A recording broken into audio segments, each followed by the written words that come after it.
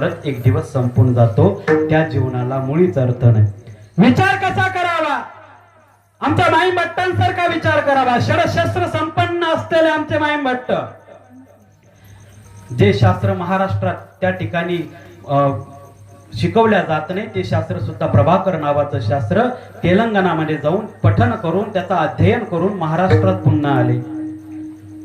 बघा, माणसाला गर्व छोट्या छोट्या गोष्टी चढतो. कोणाला संपत्तीचा गर्व चढतो की नाही? हा, ज्या वावराला कधी किंमत नाही, ज्या वावराला कधी काहीच नाही, ते वावर जर गपकन आपल्या रोड मध्ये गेलं तर किती किंमत भेटते? लगेच आला पैसा की चढला संपत्तीचा गर्व.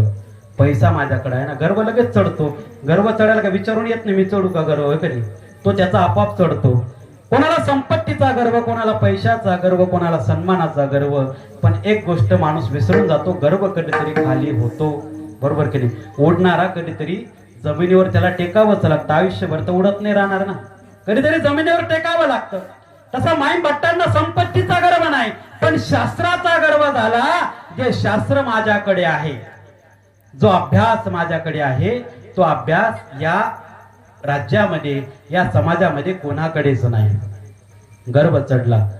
प्रत्येक पंडित ब्राह्मणाशी चर्चा करायचे, विद्वानाशी चर्चा करायचे, चर्चेमधून त्यांना हरवायचे. कारण की प्रभाकर शास्त्र फक्त त्यांचं झालं होतं. कठीणातलं कठीण शास्त्र, कोणी त्याला घोकू शकत नाही. म्हणून यांना प्रभाकर शास्त्र माहित नव्हतं. ते प्रभाकर शास्त्रातले प्रश्न विचारायचे आणि इकडे विद्वान हरत जायचे.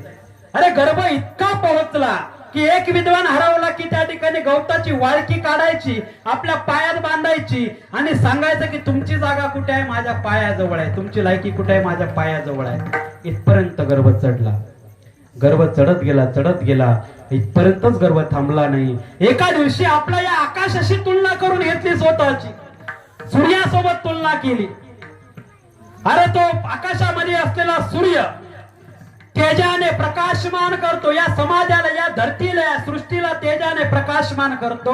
तसा हा जमिनीवरचा मी ज्ञान सूर्य आहे. मी ज्ञानाने या जगाला, या सृष्टीला प्रकाशमान करतो. सूर्याशी आपली तुलना करण्यात आली.